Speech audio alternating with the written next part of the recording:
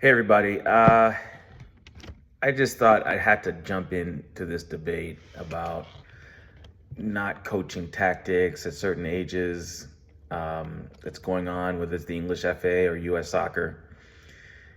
And here's the issue. And I'm going to discuss it strictly from analytical perspective, all right? Which is the numbers, okay? And what the math is going to say.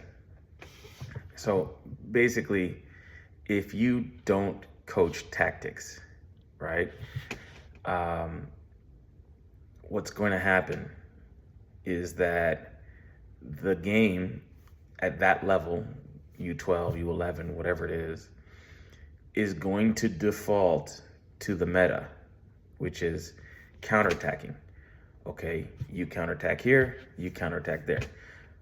The reason is that the formational structure, in most kids' understanding, the nature of the game, essentially the meta, is based around counterattacking. Counterattacking is more valuable. Direct play is more valuable in terms of scoring goals. And once you score the first goal, the game is skewed towards game management. So scoring the first goal, which is a rare and lucky occurrence and completely random, skews the underlying meta of the game, right? And so while there are other game theories that don't involve scoring the first goal, skewing the first goal matters, and it's a matter of luck. And so it can obscure bad coaching. And in a nutshell, saying you're not going to coach tactics is bad coaching. Because what you're doing is you're coaching the meta, you're coaching counterattacking. And you're not even doing it like the German way, where they actually teach and promote counterattacking. You're just saying, oh, I'm coaching better decisions. Oh, what decisions? In what context? Why? What decisions are better decisions than others? What are you trying to do? Are we going to raise an entire generation of kids who don't know how to implement a game plan? Don't know what a game model is?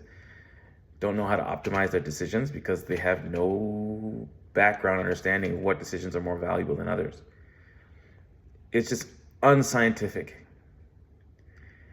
And the quicker we divorce ourselves from this thinking by the FA, I'm talking about the English FA, the quicker we'll get to stuff like futsal, right? Which the Spanish and the Brazilians teach their 8-year-olds in a highly structured and regimented way. There's no game that's more structured and regimented than futsal and the way it's taught, whether it's positionally or fluidly, right? It's very, very regimented. It's repetitive, fundamental tactical decisions over and over and over again until you learn them, until they're ingrained. The Brazilians had 29 ways of doing a 2-on-2. Selecting between those 29 ways is an exercise in tactical optimization. We don't teach 3 ways to do a 2-on-2. And we certainly don't teach tactical optimization. So now we get a situation where there's a complete absence of an intentional playing style. Stagnation of the culture until U15, U16. If the kids even reach that, they'll just give up. No good player wants to sit around watching his teammates or her teammates kick the ball randomly up the field and chase it. And if you don't teach tactics, that's what you're teaching. You're teaching the meta. Okay, you counterattack. Okay, you counterattack. Okay, you play direct. Okay, you counterpress. That's just how it's going to go, right?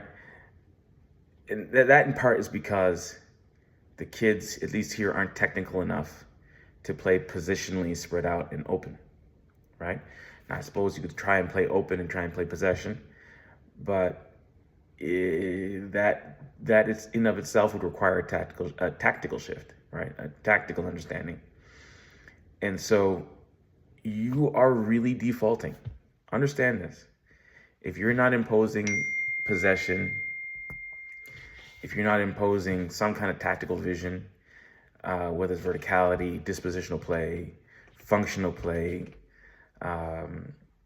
counterattacking play, whatever it is you want to do, chances are the game's going to devolve into counterattacking styles. Either as a function of the nature of the game itself, or a function of the fact that you're setting up the team in predominantly numerically dominant defensive lines with 4 different layers, and then it funnels. So that's going to produce counterattacking. That's just common sense. And so if you want players to play sophisticated soccer, maybe start with futsal, start with smaller games, so that at least they've been exposed to the patterns and scenarios that are the building blocks of tactics. But don't say you're not coaching tactics. You're coaching tactics. Anyway, got to go back to work.